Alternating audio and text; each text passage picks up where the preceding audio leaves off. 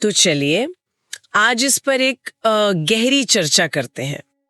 हमारे पास आज श्री ललिता सहस्त्र नाम का सिर्फ एक श्लोक है, 4 पंक्तियां, लेकिन ये 4 पंक्तियां मतलब एक पहेली जैसी हैं। एक तरफ ये कहती हैं कि परम चेतना गहरी नींद की अवस्था में है और दूसरी तरफ वो हर अवस्था से परे है। एक तरफ वो एक शांत साक्षी है और दूसरी तरफ वही पूरे ब्रह्मांड को बनाने और चलाने वाली शक्ति है। ये सब एक साथ सच कैसे हो सकता है? आज का हमारा मिशन इसी पहेली को सुलझाना है। बिल्कुल, और ये एक शानदार पहेली है। ये श्लोक जो कि श्लोक संख्या 63 है, वो बाहर से देखने में विरोधाभासी लग सकता है, लेकिन असल में ये चेतना की पूरी यात्रा का एक तरह से नक्शा है। ये हमें हमारे अपने अंदर के सबसे गहरे अनुभव, जैसे कि गहरी नींद से लेकर ब्रह्मांड के सबसे बड़े कामों जैसे सृष्टि और पालन तक ले जाता है। ये दिखाता है कि ये सब अलग अलग चीजें नहीं हैं, बल्कि एक ही हकीकत के अलग अलग पहलू हैं। तो चलिए इस यात्रा पर निकलते हैं। बेहतरीन। तो श्लोक की पहली पंक्ति है सुप्ता प्राज्ञात्मिका तुर्या। चलिए इन शब्दों को एक एक करके देखते हैं। सुप्ता, इसका मतलब हुआ गहरी नींद की अवस्था, जब हमें कोई होश नहीं होता, कोई सपने नहीं आते हैं। फिर है प्राज्ञात्मिका, यानी प्रज्ञा या सबसे ऊंचे ज्ञान का स्वरूप। और फिर आता है ये शब्द तुर्या, चेतना की चौथी अवस्था। यहीं पर मेरी गाड़ी अटक जाती है। कोई गहरी नींद में यानी सुप्ता अवस्था में प्रज्ञावान कैसे हो सकता है? मुझे तो जब गहरी नींद आती है तो मैं बस गायब हो जाती हूँ। वहां चेतना कहाँ होती है? ये सवाल ही इस श्लोक का दरवाजा है। हम सब यही सोचते हैं कि गहरी नींद में चेतना बंद हो जाती है, लेकिन ये श्लोक कहता है कि ऐसा नहीं है। चेतना हमेशा मौजूद रहती है, बस हमारा मन शांत हो जाता है। तुरीय की अवधारणा को समझना यहाँ बहुत जरूरी है। ये चेतना की वो शुद्ध अवस्था है जहाँ ना जागने की हलचल है, ना सपनों की दुनिया और ना ही गहरी नींद वाली बेहोशी। ये इन तीनों से परे है। सोचिए, कभी कभी गहरे ध्यान में या प्रकृति में खो जाने पर एक पल ऐसा आता है जब आप होते तो हैं, पर आपके विचार पूरी तरह शांत हो जाते हैं, है ना? आप सो भी नहीं रहे होते और ना ही कुछ सोच रहे होते, बस एक होने का एहसास होता है। तुरीय अवस्था कुछ कुछ वैसी ही है, लेकिन बहुत गहरी और स्थायी। एक मिनट, लेकिन अगर वहां ना जागना है, ना सपना, ना नींद, तो क्या वो अवस्था मौत जैसी नहीं है? मतलब अगर कोई अनुभव ही नहीं हो रहा तो हमें पता कैसे चलेगा कि चेतना है भी या नहीं? बहुत अच्छा सवाल है। हम चेतना को हमेशा किसी अनुभव से जोड़ते हैं, देखने का अनुभव, सोचने का अनुभव। लेकिन तुरीय वो अवस्था है जहां चेतना खुद को ही अनुभव करती है, बिना किसी बाहरी वस्तु के। ये मौत जैसी नहीं, बल्कि जीवन का सबसे शुद्ध रूप है। इसको ऐसे समझिए, जब आप गहरी नींद से उठते हैं तो आप कहते हैं, मुझे बहुत अच्छी नींद आई, कोई सपना नहीं देखा। अब सवाल यह है कि ये कौन जानता है कि नींद अच्छी आई और कोई सपना नहीं था? अगर चेतना पूरी तरह बंद हो गई थी तो ये रिपोर्ट कौन दे रहा है? वो जो जानने वाला है, जो नींद की शांति का भी अनुभव करता है, वही चेतना का तुरीय स्वरूप है। वह नींद में भी साक्षी या गवाह बना रहता है। वाह, ये तो सोचने का पूरा नजरिया ही बदल देता है। इसका मतलब है कि मैं का जो हमारा अनुभव है वो सिर्फ दिमागी हलचल नहीं है। जब दिमाग शांत हो जाता है तब भी मैं का शुद्ध रूप मौजूद रहता है। ठीक है, ये बात थोड़ी थोड़ी समझ आ रही है। तो इसी से जुड़ी अगली पंक्ति है सर्वावस्था विवर्जिता। इसका मतलब है सभी अवस्थाओं से परे। अब यहां मैं फिर थोड़ा उलझ गई हूं। अगर देवी हर अवस्था में, जागने, सपने, गहरी नींद और तुरीय में मौजूद है, तो वो एक ही समय में उनसे परे या अछूती कैसे हो सकती हैं?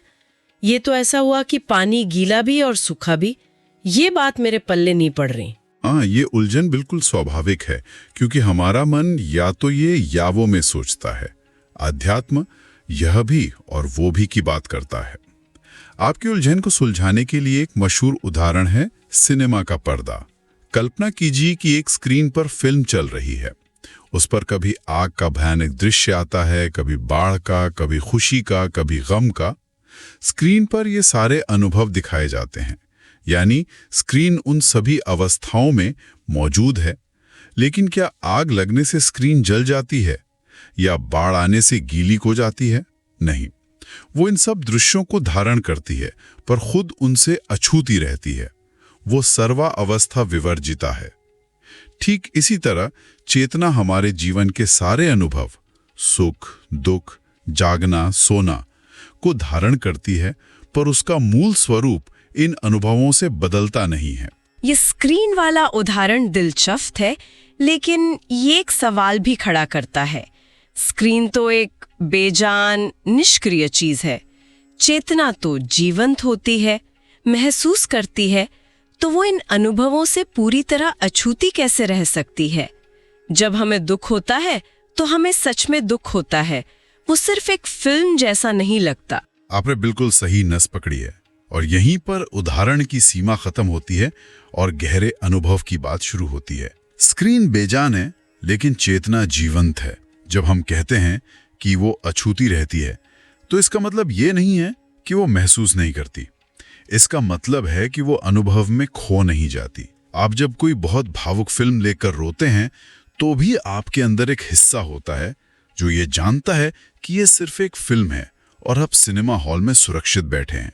वो जो जानने वाला हिस्सा है, जो अनुभव के साथ बहता भी है और अपनी जगह पर स्थिर भी रहता है, वही साक्षी भाव है। सर्वावस्था विवर्जिता का मतलब यह है कि जीवन के नाटक में पूरी तरह हिस्सा लेते हुए भी ये याद रखना कि आप सिर्फ एक किरदार नहीं, बल्कि वो मंच भी हैं जिस पर यह नाटक हो रहा है। ठीक है, अब ये ज्यादा स्पष्ट हुआ। ये निष्क्रिय होने की बात नहीं है, बल्कि अपनी असली पहचान को न भूलने की बात है, भले ये अनुभव कितना भी गहरा क्यों न हो। बहुत खूब।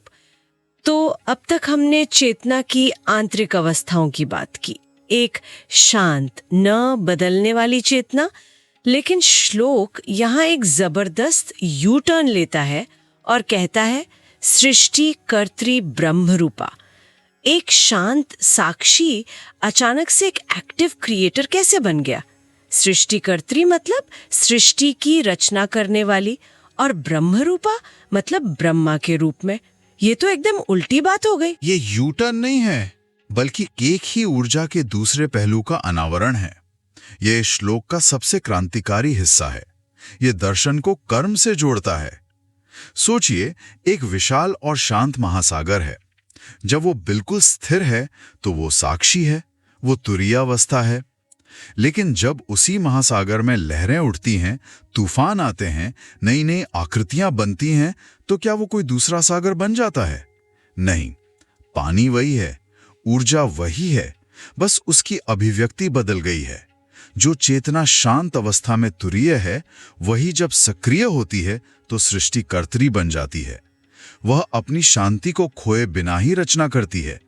यह हमें सिखाता है कि सृजन और शांति दो अलग अलग चीजें नहीं हैं। असली रचनात्मकता गहरी शांति से ही निकलती है। मतलब एक्शन या क्रिएशन के लिए अपनी स्थिरता या शांति को छोड़ना जरूरी नहीं है।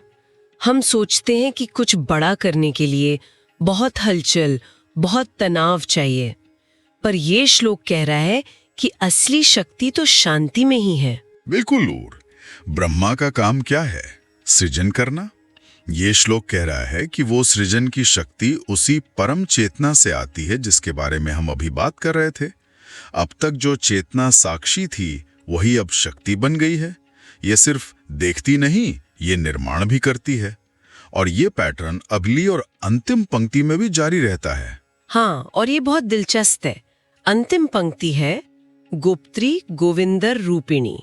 गोप्त्री यानी रक्षा या पालन करने वाली, और गोविंदर रूपिणी यानी गोविंद या विष्णु के रूप में। तो पहले ब्रह्मा और अब विष्णु। अगर एक ही शक्ति बना भी रही है और संभाल भी रही है, तो फिर हिंदू धर्म में इन दो अलग अलग देवताओं ब्रह्मा और विष्णु की अवधारणा की जरूरत ही क्यों पड़ी? क्या ये सिर्फ हमारी समझ को आसान बनाने के लिए एक सरलीकरण है? आपने बहुत गहरा सवाल पूछा है और इसका जवाब हाँ है। ये हमारी इंसानी समझ के लिए है। परम सत्य तो एक ही है, निराकार, जिसे शब्दों में नहीं बांधा जा सकता। लेकिन उसे समझने के लिए हमारा मन उसे अलग अलग भूमिकाओं या कार्यों में बांटता है। जैसे एक ही बिजली आपके घर में बल्ब जलाकर प्रकाश देती है, पालन, पंखा चलाकर हवा देती है, सृजन, और हीटर चलाकर गर्मी देती है, परिवर्तन। बिजली एक ही है पर उसके काम अलग अलग हैं। इसी तरह वो एक ही परम शक्ति जब सृजन का काम करती है तो हम उसे ब्रह्मा का रूप कहते हैं। जब वो उसी सृष्टि को संतुलित रखती है, उसका पालन पोषण करती है, तो हम उसे विष्णु का रूप कहते हैं। ये अलग अलग भगवानों की बात नहीं है, बल्कि एक ही भगवान की अलग अलग शक्तियों या कार्यों की बात है। बहुत ही सुंदर उदाहरण है। तो जो पहली हमें शुरू में लग रही थी, अब वो धीरे धीरे सुलझती भी दिख रही है। ये अलग अलग चीजें नहीं, बल्कि एक ही ऊर्जा के अलग अलग रूप हैं। शांत अवस्था में वो साक्षी है और सक्रिय अवस्था में वही क्रिएटर और प्रोटेक्टर है। तो चलिए अब इन सब बिंदुओं को एक साथ लाते हैं। कोई व्यक्ति जो अपने जीवन को, अपनी चेतना को समझने की कोशिश कर रहा है, उसके लिए इन सब का क्या व्यावहारिक मतलब है? इसका सबसे बड़ा व्यावहारिक संदेश यह है कि दिव्यता कोई दूर की चीज नहीं है जो सिर्फ मंदिरों में या ध्यान की किसी विशेष अवस्था में मिलती है। वो हमारे सबसे साधारण अनुभवों में भी उतनी ही मौजूद है। हमारे सोने में, हमारे जागने में, हमारे काम करने में। जब आप रात को गहरी नींद में होते हैं तो आप उसी सुप्तावस्था में होते हैं, और जब आप उस नींद के बाद भी एक ताजगी महसूस करते हैं तो आप उस तुरीय साक्षी के स्पर्श का अनुभव कर रहे होते हैं। हमारा पूरा अस्तित्व उसी एक चेतना का खेल है। और ये साक्षी भाव, इसे रोजमर्रा की जिंदगी में कैसे लाया जा सकता है? क्या इसका मतलब है कि हमें हर चीज से अलग थलग हो जाना चाहिए? बिल्कुल नहीं, बल्कि इसका उल्टा है। साक्षी होने का मतलब जीवन से भागना नहीं, बल्कि उसे और गहराई से जीना है। जब आप ट्रैफिक जैम में फंसे हों और गुस्सा आ रहा हो, तो उस गुस्से को देखने वाला भी आपके अंदर कोई है। जब आपको कोई बड़ी सफलता मिले और आप बहुत खुश हों, तो उस खुशी को अनुभव करने वाला भी कोई है। जब आप उस देखने वाले, उस साक्षी से जुड़ना शुरू करते हैं, तो आप जीवन के उतार चढ़ाव से कम प्रभावित होते हैं। आप लहरों पर तैरना सीख जाते हैं, उनमें डूबते नहीं। कई बार लोग बताते हैं कि किसी बड़े संकट से गुजरने के बाद उन्हें एहसास हुआ कि उनके अंदर कुछ ऐसा था जो उस पूरे दर्द को बस देख रहा था, जो टूटा नहीं। वो साक्षी का एक छोटा सा अनजाना अनुभव है। तो ये एक तरह का आंतरिक संतुलन या स्थिरता पाने जैसा है दुनिया में रहते हुए भी। और इसका एक और मतलब जो मुझे समझ आ रहा है वो ये है कि हमें दिव्यता को किसी एक रूप में बांधना नहीं चाहिए। वो शांत भी है और सक्रिय भी, वो बनाने वाली भी है और बचाने वाली भी। एकदम सही। जब हम हर अवस्था में उस एक उपस्थिति को याद रखने की कोशिश करते हैं, चाहे हम ऑफिस में काम कर रहे हों, परिवार के साथ समय बिता रहे हों या अकेले आराम कर रहे हों, तो जीवन खुद एक साधना बन जाता है। फिर साधना के लिए अलग से 1 घंटा निकालने की जरूरत कम हो जाती है, क्योंकि हर पल ही उस चेतना से जुड़ने का एक अवसर बन जाता है। यही इस श्लोक का सार है। तो कुल मिला के ये 4 पंक्तियों का श्लोक दिव्यता का एक पूरा 360 डिग्री नजरिया देता है। वो शांत साक्षी चेतना भी है जो सब कुछ देखती है, और वो सक्रिय शक्ति भी है जो ब्रह्मांड का निर्माण और संरक्षण करती है। ये स्थिरता और गति, अस्तित्व और कर्म दोनों को एक ही धागे में पिरोता है।